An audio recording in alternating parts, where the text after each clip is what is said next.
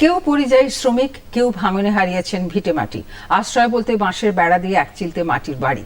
আবাস প্রকল্পে এবার দুর্নীতির তালিকায় মুর্শিদাবাদের রানীনগর। বঞ্চিতদের অভিযোগ, আসল গরিবরা বাড়ি না পেয়ে পাকা ঘরের মালিকরা আবাস প্রকল্পে টাকা পাচ্ছেন।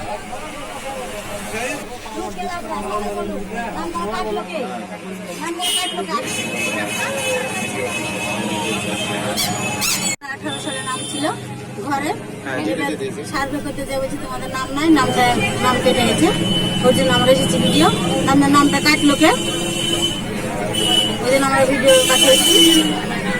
18 সালে যে আমাদের নাম ছিল সেই নামগুলো কিন্তু কাটা পড়েছে, তার জন্য আমাদের আশা ভিডিওর লোক বলছে চলে যাও, এইসব কাগজগুলো জমা দিয়ে কিছুই হয় পুড়িয়ে দাও আগুন দেবে।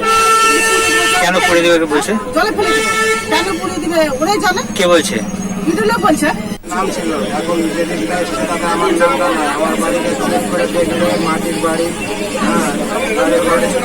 তারপরে চেক করে দেখলে বুঝতে হবে তারা পাওয়ার যোগ্য না, তারা পাইছে, আমরা পাওয়ার যোগ্য, আমরা পাচ্ছি না। ঠিক আছে, এটা তদন্ত করে দেখো ব্যাপারটা কি আছে।